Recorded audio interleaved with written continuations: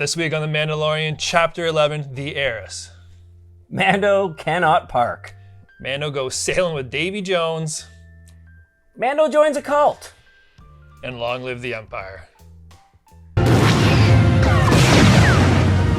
All right, Ged. First things first, without a doubt, the best episode so far. Yes. Fight me. I cannot fight you. This episode, short may it be, gave fans, I think, a whole lot of stuff they were looking for, and it was just masterfully executed. There's, obviously, without getting into spoilers, that's all I could really say.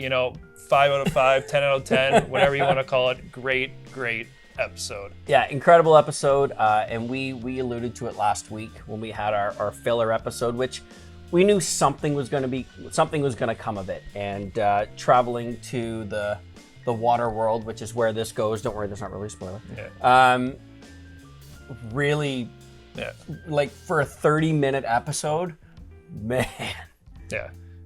This was breakneck pace, so to speak, right? Yeah. Nonstop from start to end, and we got fillers the first two. This one crams so much plot movement into such a small tale. Yeah. Well, I don't say it as a chirp, but it's like the good version of the last season of Game of Thrones. Yeah. If you're gonna rush through something, this is how you want to put it into fourth gear. All right, so I don't know what else to say. We literally need to get right into this. Yeah, so let's go. So here's your warning. You've obviously seen it, so spoilers. Bo-Katan. I yelled X-Wing last week, so yeah. So obviously, Rebels fans, Clone Wars fans, you were treated to an absolute gem in this episode. Bo-Katan, for one. Kate Sackhoff. Kate Sackhoff. Welcome to the party. Yeah. Let's just her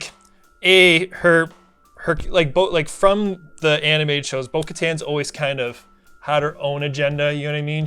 I don't want to say she's walks the line between good and bad, but you can tell it's always her. It's her own agenda. Yeah, it's her own agenda, and she'll do whatever it takes to get there. And that very much is still alive here. You can see that, she's definitely rough around the edges, but she definitely, you can tell she's trying to do good as well, right? Yep.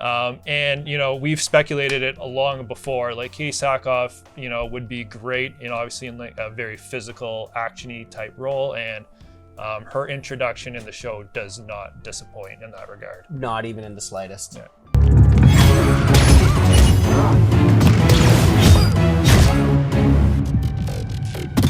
Yeah, traveling with her crew of other two.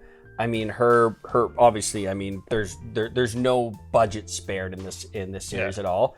I mean, even her Mandalorian armor, like you knew, any Star Wars fan knew as soon as she dropped into the picture. Yeah. You knew exactly who. Yeah, who when that she was. jetpacked it out and you see her artwork on her helmet for Clan Kreese and everything like that, it's like, there's Bo-Katan. First thing, we learned that unknowingly that Mando is part of Death Watch. Yeah. Again, if you watched any of the animated series, you would know what that means. That kind of hit me on a left field because I think I was so enthralled with the character of Mando, I hadn't even thought if he was part of that descendant of Vizsla or Kreese, right? Yeah, so we see last season when he's getting rescued, you can see the person rescuing has Clan Vizsla on them, so we always knew it was Vizsla, but I guess I just was all of Vizsla, part of, they even call it, religious zealots who left to the moon or whatever. Yeah. Was all of Vizsla like that? Is the clan split? That part I don't know. If you know, hop in the comments and let us know. But yes, so the reason why Mando keeps his helmet on is because he fell under a different cult under Clan Vizsla when he was raised, and that's the way he is. And as we can see, Bo-Katan and everyone else has no problem taking their helmets off, and they're like, this is Armor's third generation. I was born and raised on Mandalore. I'm, the rightful leader of Mandalore, and you're telling me I can't take my helmet off? It was kind of a funny moment. I was wondering if he was gonna pull the the Cobb Vanth line, and he does right away. Where'd you get that armor? Yeah. Right? And Bo-Katan quickly shuts him down. And even just, not in a bad way, but his pure ignorance of the idea that there could be any other way. Yeah. Because Bo-Katan, Kate Sackhoff, literally goes into how this happened and he's dumbfounded. He's like, but there's only the way of the Mandalore. Like he can't comprehend the idea. Yeah, he takes off, he leaves. He like found the people who know where the Jedi is, but he's like, I'm out of here. Then he pieces out. You guys take your helmet off. Yeah. So it's well, it goes to show you the brainwashing of a cult, right? So it adds an interesting layer to Mando that he might have been brought up kind of, with some bad dudes or weird beliefs, so to speak. What else? Well, just a final point on Bo-Katan, like her appearance, like amazing, right? Perfect. Like literally you could have ripped her out of Rebels and dumped her in. Like everything from, the short red hair, like that headband piece thing she's wearing, the armor, like top notch. And I guess so the other big news is when Mando asks, where do I have to go? She's like, you gotta go to this moon off of the planet Corvus, and you're seeking Ahsoka Tano. Which means we may get a peek at Ahsoka pretty quick in this series. Ahsoka's coming. And the one thing I would say though is with how, like, my worry with Ahsoka has always been, how are they gonna translate her to the big screen? For one, she's an alien, right? Well, there's so to speak. So it's like, please, you have to nail her appearance. And after seeing what they did with Bo-Katan, you're not worried of like a Green Lantern reboot here? I'm like, confidence is at an all-time high that they're gonna absolutely nail it. There's so much in this episode we could sit here and literally go through it moment by moment, but this is an absolute sit down.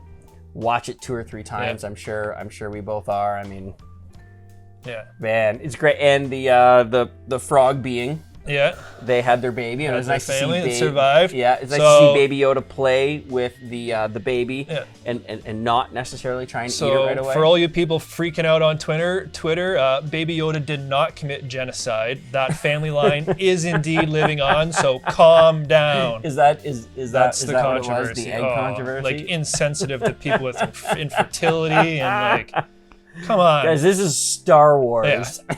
Well, they go from one extreme, how the sequel trilogy is woke, it's so woke, and now all of a sudden they do something opposite, and it's like, oh, you're so insensitive. Like, come on, guys. This is a 50-year-old baby who's hungry. Yeah.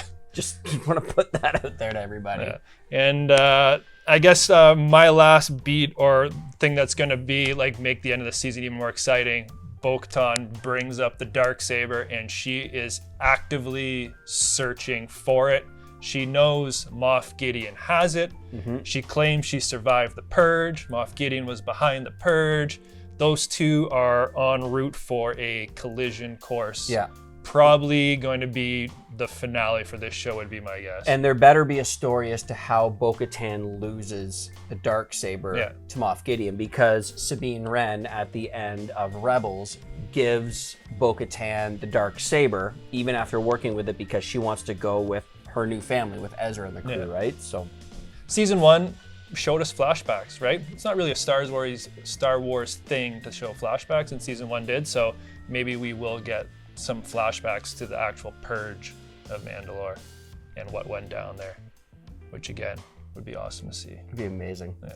Well, I mean, again, what an unbelievable episode. Tyler, you got anything else? No, fantastic episode, and it's setting up one hell of a second half of the season. Yeah, it really is.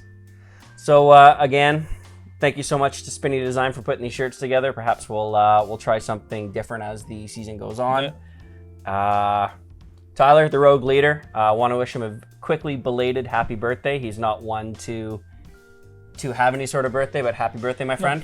Thank you. You have way too many handles on the cake, you old bastard. He's dramatically younger than I am, which is why I get to make fun. Well, get Fabolous Flix, Tyler from Rogue Leader. Cannot wait to do this next week. Drop a comment in the section if you would like to see us do a quick history of the Darksaber. I would love to see it happen, so it's just convincing this guy. Yeah.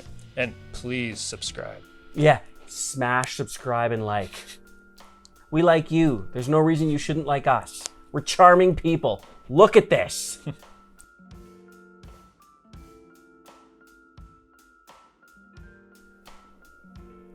Yeah. At the end of that, I just want to yell Hail Hydra, but I realize it's totally different universe. Wrong universe.